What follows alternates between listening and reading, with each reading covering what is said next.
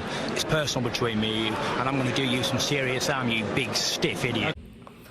The Untouchable True School Sports Empire proudly presents something the boxing game's been missing. Hey, what's going on? It's your boy BT, and I came here to talk some boxing with the thousands of True School Sports subscribers. Now, this is our post-fight review for Artur Beterbiev versus Anthony Yarde. We got the one, the only, it's Pops in the building. Fresh after the live, we just got done going live for Alexis Rocha, our second live of the day. So we've been very busy on True School Sports, but we've had 4 or 5, 6 hours to process the Beterbiev Yarde fight. I think it was one of the best light heavyweight fights we've seen in quite some time. The result of the fight was an 8th round stoppage for Beterbiev. But Pops, what did you make of the fight between the two? Okay, I'm gonna go first with the Beterbiev and Anthony Yarde. I would give shout out to Anthony Yarde and the Lions in the camp. He came in there. He added some tweaks to his game that actually helped him and actually pushed Beterbiev to places to the unknown past the 7th round, and actually took him to some places that if Beterbiev didn't make some adjustments, who knows what would have happened. So shout out to him. I like to see him in bigger fights. He's getting better and better, and eventually, like Beterbiev said in the post-interview, this guy right here is still young. He's a young lion. Eventually, he'll be champion someday, but it won't just be today. So he gave props to him. On the other side of the coin, Beterbiev did what he always does. Sat there patiently, methodically throwing his shots, getting his shots in, and when he's like the hungry lion or the hungry tiger or the hungry shark when he closes his eyes and attack. And that's what he did, but it took him about 7 rounds to do it, but he did do it. Got another TKO. He went and did what he had to do. So I look for big things from him. He's very humble, but he got tested today and he gained Yarde's respect, and I look forward to what he does in the future. Alex Rocha. All due respect to him. We said Beterbiev still? Okay. Yeah. So Beterbiev, I'm looking forward to whatever happens, whether it's Bivol or whatever's going to happen in the future. I see him being still a strong fighter at 38, and today just show more qualities of why he's got those 19 knockouts. Okay, yeah, perfectly put. Yeah, I thought it was a great fight, man. Great, just one of the best light heavyweight fights I've seen in a long time. A lot of people didn't give Yarde a chance going into this fight, and a lot of people said this is going to be like a public execution. I've heard crazy things, metaphors used by people to describe this fight going in. And Yarde, I thought, did a great job in this fight, of moving around, probing with the jab, using the feet. His punch output I thought was just right. I would have liked to see him be a bit more defensively sound, but it's easier said than done when you have an experienced fighter, killer like Beterbiev, guy who throws a great, what they call a up jab or a shotgun jab, and it's like a power jab that really just messes your face up. And you saw it, like on that eye of his, he was cut just from a jab. And there was a lot of swelling, and the swelling started around like round 4, middle of the fight. So he had a lot to overcome, Yarde, but like even when Beterbiev had to cut him off, he was still in there returning punches, returning fire. And I think what made the fight interesting is that Beterbiev is known for being such a destructive fighter. But Yarde, in pockets of that fight, turned Beterbiev into the boxer. Beterbiev has this joke with his coaches, and I like this joke because he's poking fun at himself, but it's kind of true. He said he's working at becoming a good boxer. Mm-hmm. Maybe one day he'll become a good boxer. Well, today, I think for the first time in his career, at this level, he really had to actually use boxing skills. Why? Because he had a younger, strong, youthful, determined fighter that was really coming for his head. And there were parts of that fight where it didn't make sense. It wasn't in his best interest to come forward and be the destructive wrecking ball that he is. He had to be a bit more methodical. He had to use different types of jabs, whether it be the straight jab, the shotgun jab, or a straight right hand. He had to really pick his punches wisely, and wisely he did. And that's what makes, to me, Beterbiev is always in a war. They always say oh, he looks beatable, right? And you always, even me, I was like, okay, maybe Yarde might get him. But then it's like when the opponent raises his game, even the slightest bit, or as much as Yarde, he has another gear he can get to. Yeah, and I'll tell you one thing that really standed to me out, what Yarde did, that it really exposed Beterbiev in a fight. I never seen Beterbiev, how do you say that? Clinching. Yeah, he clinched a lot. As much as he did, yeah.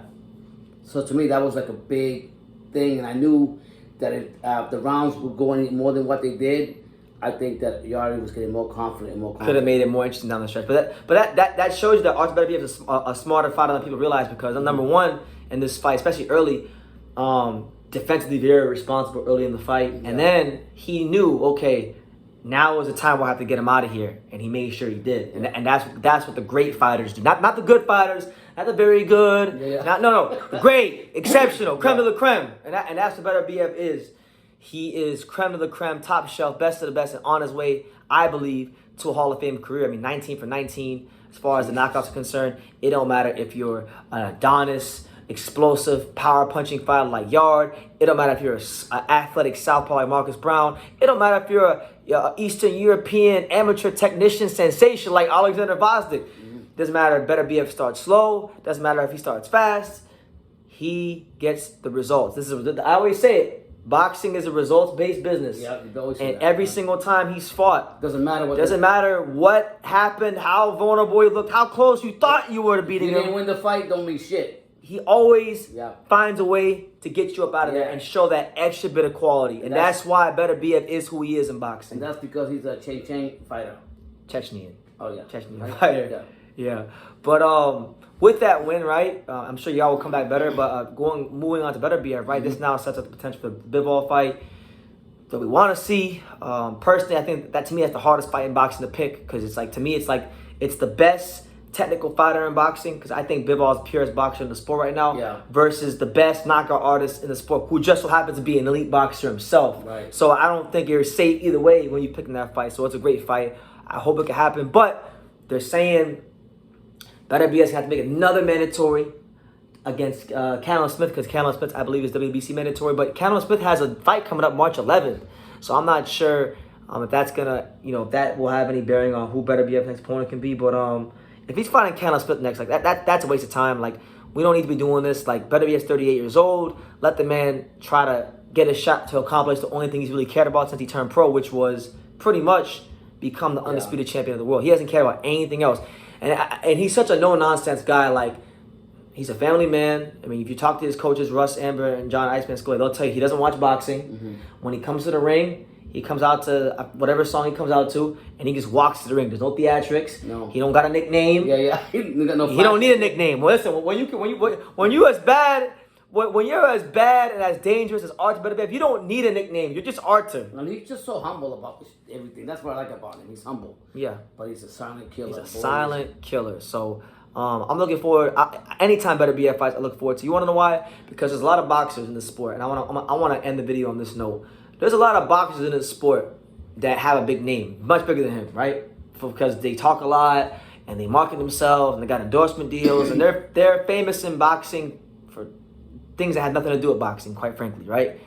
This guy is one of the only fighters in boxing that, I've since I've had the honor to cover boxing on YouTube, this is one of the only guys I genuinely feel like every time he fights, I leave satisfied.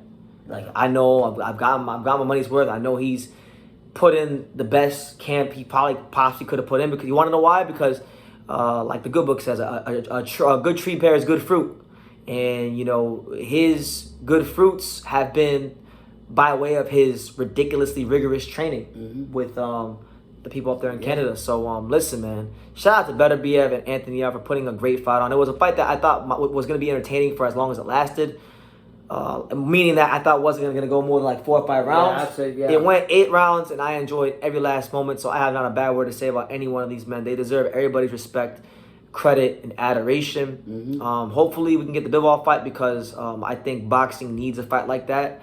I think this division needs an undisputed champion more so than most divisions, because we can't have Beterbiev. I'm sorry, but we can't have Beterbiev running around with 100% knockout ratio, and people think he's the best. And we can't have Bivol out here just boxing everybody's heads off like Canelo and Zorro and making it look easy, just decisioning everyone. And we can't have these things. So we got someone's got to be the best. Someone's telling the truth, and someone's lying. And having all these sanctioning bodies being double standard on a lot of things doesn't help matters either. And by them doing this, right, by them making Beterbiev versus Bivol next, it's gonna make the next era of light heavyweight boxing better. For the guys like Buatsi, Yarde, who will still be in the mix because he's at a good age, Benjamin Whitaker, who's coming up the ranks, Dan Aziz, You know, these kind of guys. And I'm just naming a couple that can come off the top. But I'm just saying, these are guys that they're all fighters on their own journey. They want their shot at glory. You don't want light heavyweight to be like the welterweight division is. You want things to move smoothly. So I would just hope and pray that we get this fight sooner rather than later. But I'll leave it at that. Beterbiev, Yarde, great fight. I just said that at the Don King fight that the Ian Green, Alexander Cash fight was one of the best middleweight fights I've seen in years.